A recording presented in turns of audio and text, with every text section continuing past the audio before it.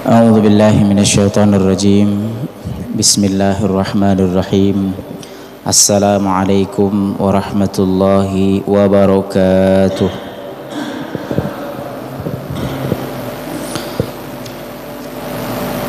Innal hamdalillah nahmaduhu wa nasta'inuhu wa nastaghfiruh wa na'udzu billahi min syururi anfusina wa min sayyiati a'malina. Asyhadu an la ilaha illallah wa asyhadu anna Muhammadan abduhu wa rasuluh. La nabiyya wa rasula ba'dah. Allahumma salli ala sayyidina Muhammad wa ala alihi wa sahbihi wa barik wa sallim ajma'in. Makanya kata Nabi nih, fa in lam yastati', seandainya kamu yang punya kekuatan itu, punya wewenang itu, lah berusaha mencegah kemungkaran, tapi malah lebih besar kemungkarannya, atau tidak optimal, malah kamu tidak mampu. Atau seandainya kamu yang melihat kemungkaran, kamu berusaha mencegahnya, tapi kamu tidak punya kekuatan, kata Nabi, kamu tidak mampu mencegahnya, cak mano? Fabilisanih, maka cegahlah kemungkaran itu. Kalau tidak mampu dengan wewenang, tidak mampu dengan jabatan, tidak mampu dengan kekuasaan, tidak mampu dengan tindakan, tanda tangan, ubahlah, hilangkanlah kemungkaran itu dengan lisan, dengan mulut, dengan nasihat. Nah itu Pak, dengan nasihat. Nah itulah gawe kita sekarang nih Pak, dengan mulut, ya, dengan mulut, dengan kalam. Mungkin lewat medsos, mungkin lewat tulisan, mungkin lewat selebaran, mungkin lewat buku. Dengan mulut. Tetapi tadi ya, berdakwah dengan lisan itu harus memperhatikan dua hal. Yang pertama, harus dengan hikmah. Yang kedua, dengan mau'idhah hasanah. Hikmah harus dengan bijaksana, ya. Karena kita tuh tujuan menasihati itu, niat tuh bukan untuk membuat dia lari dari kita, bukan membuat dia itu justru semakin lari daripada agama ini, bukan, tetapi membuat dia itu respect, ya, dengan apa yang kita sampaikan, terutama dengan agama yang sedang dia jauhi itu, ya. Makanya Pak, orang yang mencegah kemungkaran dan menyuruh yang ma'ruf itu perlu dia membenahi dulu hatinya. Jadi jangan sampai dalam pandangan dia pelaku-pelaku kemungkaran itu semuanya ahli neraka. Jangan dulu. Status dia itu neraka apa tidak bukan saat di dunia. Kita belum tahu Pak status kita nih. Yang tadi barusan kita sholat. Para pelaku maksiat yang hari ini sedang maksiat Pak, selama mereka itu masih punya nyawa, selama mereka itu masih diberikan kehidupan, tidak ada yang tahu di surga apa neraka mereka itu Pak. Tidak ada yang tahu. Bukan tugas kita memvonis mereka itu ahli surga atau ahli neraka. Tugas kita itu cuma mendakwahi bahwa itu tuh salah.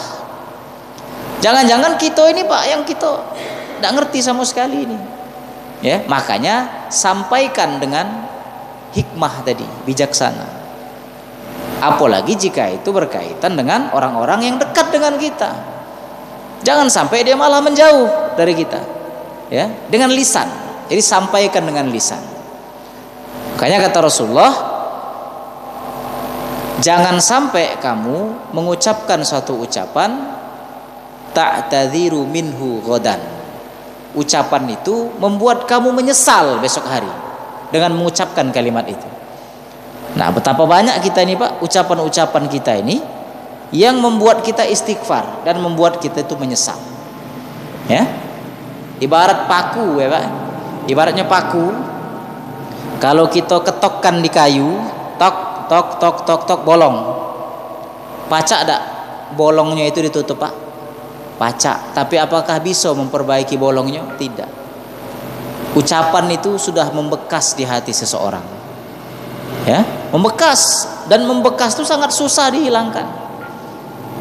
Makanya jauh-jauh hari Allah Subhanahu wa taala sudah mengingatkan, ya, serulah manusia itu, ud'ullaha, serulah manusia itu dengan hikmah. dengan bijaksana. Artinya dengan ketulusan. Bahwa yang kita harapkan kepada mereka itu, yang dari pelaku-pelaku kemungkaran itu, kebaikan untuk mereka. Ya. Nah, jadi kalau kita tidak mampu mencegah mereka dengan wewenang kita omongi Pak. Nah tapi kita ini masalahnya Pak, orang ini terbagi dua Pak terkait dengan omongan nih. Ada yang males ngomong, banyak ada lemaknya kan. Di misalnya ada keluarga kita jarang sholat, tidak sholat tuh mungkar dah Pak, mungkar. Kita tuh galak kelu Pak, bener tak? Galak kelu, mang sholat lah mang, kelu galak tak lemak, takut dia tersinggung gitu ya. Oke, tidak apa-apa. Artinya kita perlu metode yang lain, ya. Karena orang tua ini jangan sering-sering diingat ke. Orang tua tuh tahu yang dia gawe itu salah, selama dia berakal. Cuman dia itu terkadang belum dapat momentum baik Pak, belum dapat waktu. Dan jangan kita beranggapan Pak, orang terdekat kita itu akan jadi baik, akan jadi dapat hidayah karena kita. Jangan sekali-sekali beranggapan seperti itu. Karena boleh jadi 1000 ucapan kita itu mantul Pak, tapi dengan satu ucapan orang lain kena di dia.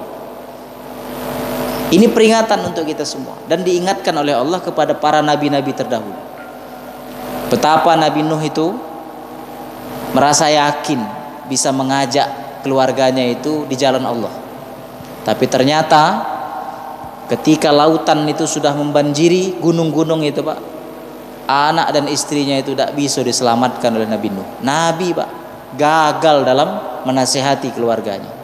Dalam pikiran kita, tapi Allah tidak menganggap gagal, ya, bukan gagal, tapi pelajaran untuk kita. Ya. Nabi Ibrahim alaihissalam, bahkan Nabi Muhammad SAW itu tidak bisa membagikan hidayah itu kepada orang-orang yang dia kehendaki. Tugas kita itu cuman nyampei, ngomongi, ngajak yang ma'ruf, dan ngomongi mereka agar mereka itu tidak berbuat mungkar. Dan jangan pernah kita berkecil hati ketika ajakan kita untuk berbuat ma'ruf tadi ditolak, dan ketika ajakan kita agar mereka tidak berlaku mungkar ditolak. Jangan berkecil hati Pak, jangan berkecil hati, selama memang yang kita sampaikan itu tulus. Tapi kita introspeksi, jangan-jangan kita salah. Dan setiap kita ini punya metode yang berbeda-beda. Cara aku itu tidak akan mungkin bisa cocok dengan apa yang Bapak lakukan, karena boleh jadi Bapak punya cara tersendiri yang mungkin lebih efektif daripada orang lain, ya, lebih efektif daripada orang lain. Nah, tapi prinsipnya tadi Pak, ketika kita melihat kemungkaran atau mengetahui ada sesuatu yang mungkar, atau kita dengar ada perbuatan mungkar, kita rubah, kita hilangkan, ya, kita stop kemungkaran itu dengan kekuasaan. Tapi kalau tidak mampu, ubah dengan lisan, dengan mulut. Nah, ya, inilah dakwah yang sering kita lakukan, dakwah bil lisan. Ceramah, khutbah, pidato, itu lisan Pak, lisan semua. Ya, dakwah bil lisan.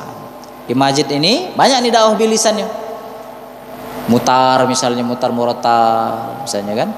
Terus ya apa, misalnya memanggil orang dengan pengumuman-pengumuman, ayo hadiri, itu dakwah bil lisan, ngajak orang. Kita tidak tahu orang mana yang akan terajak kan. Najur be istilahnya itu. Jadi kita muntalkan jala, siapa yang ikut dapat siko, alhamdulillah. Ya, berusaha. Jadi tugas kita hanya berdakwah, tugas kita hanya menyampaikan, melarang dari perbuatan mungkar. Tergerak atau tidak, itu kita kembalikan kepada Allah Subhanahu wa taala. Ya, artinya kita berusaha terlebih dahulu melaksanakan kewajiban kita. Subhanakallahumma rabbana bihamdika asyhadu an la ilaha illa anta astaghfiruka wa atubu ilaik. Assalamualaikum warahmatullahi wabarakatuh.